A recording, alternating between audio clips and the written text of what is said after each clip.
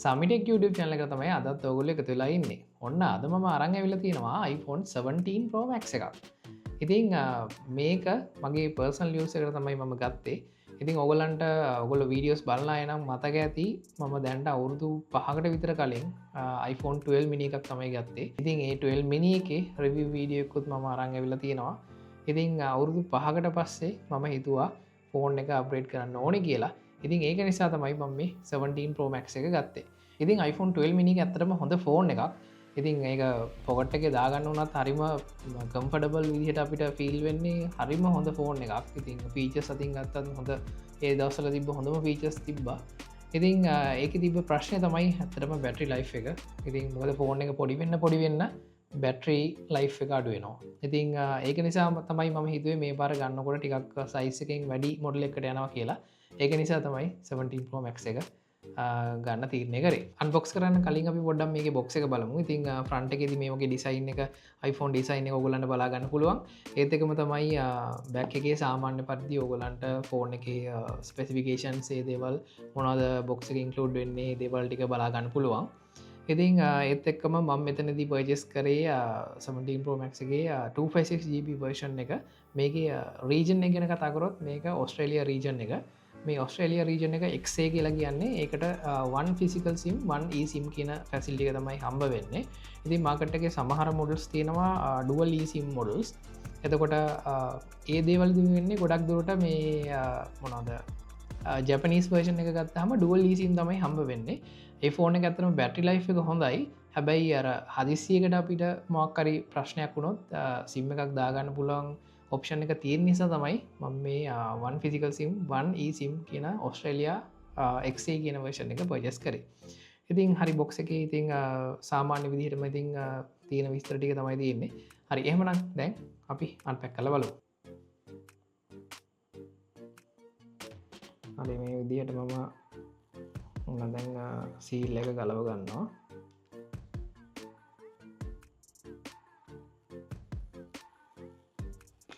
හරි ඔන්න දැන් සීල් දෙක ගලව ගත්තා. දැන් අපි බලමු ඕපන් කරලා.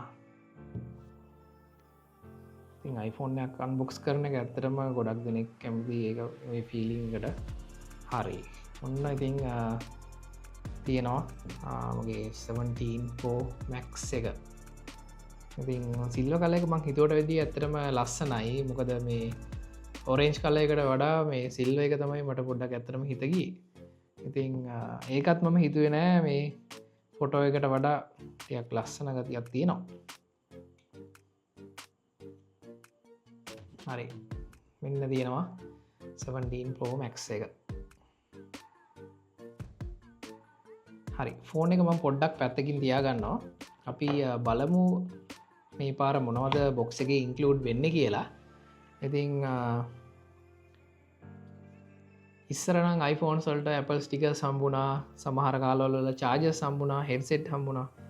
දැන් ඉතින් 2026 දී තමයි දැන් මම මේක ගන්නෙ. C2C charging cable එක මේකෙදී හම්බෙලා තියෙනවා. ඒත් එක්කම මෙතන SIM ejector pin එක බලා ගන්න පුළුවන්.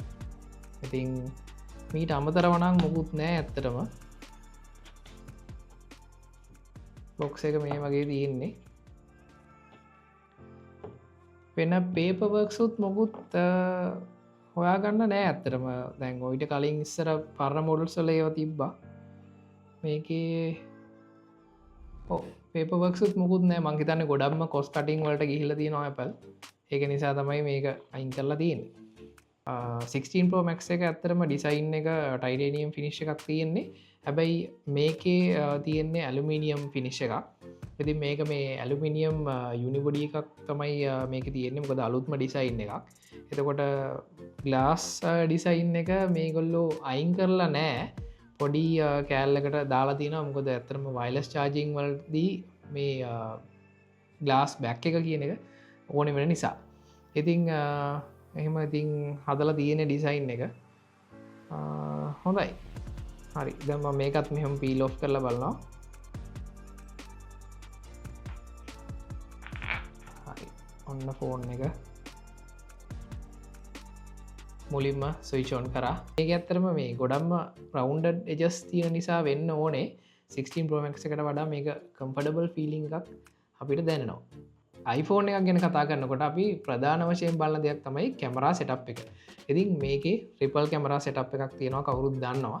ඉතින් මේකට විශේෂත්වය තමයි 16 Pro Max එකේ ඔයගොල්ලන්ගේ ට්‍රිපල් කැමරා සෙටප් එකේදී හම්බ වුණේ 48 මෙගාපික්සල් කැමරාස් දෙකයි. ඒකෙදි හම්බුනේ වයිඩ් කැමරා එකයි අල්ට්‍රා වයිඩ් කැමරා එකයි තමයි 48 මෙගාපික්සල්ස් වලින් හම්බුනේ.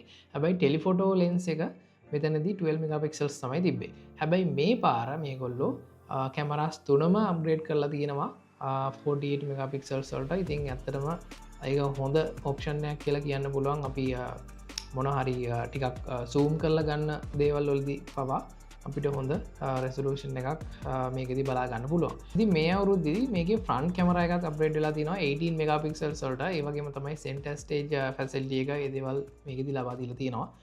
ඉතින් හොඳ බ්‍රයිට්නස් ලෙවල් එකක් ඩිස්ප්ලේ එකේදී මේ දේවල් කැමරා කන්ට්‍රෝල් බටන් එක ඉතින් 16 Pro Max එකෙත් මේක තිබ්බා. ඉතින් හොඳ ඩිසයිනයක් කියලා කියන්න පුළුවන්. ඉතින් ෆෝන් එකේ බේසික් හાર્ඩ්වෙයාර් ගැන කතා කරනකොට මේකට 3 nanometer A19 Pro කියන chip එක තමයි ඇවිල්ලා තියෙන්නේ.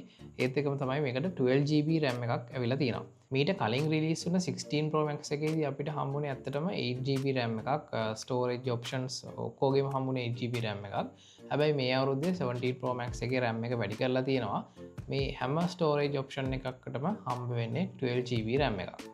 දැන් ඔයගොල්ලන්ට සමහර විට ප්‍රශ්නයක් ඇති මේක කීයටද මං ගත්තේ කියලා. ඉතින් මේ දවස්වල ඩොලර් රේට් එකත් ඇත්තටම වැඩි වෙලා තියෙනවා. ඉතින් ඒ වැඩිවීමත් එක්ක පොඩ්ඩක් ප්‍රයිස් එක වැඩි වෙලා තියෙනවා.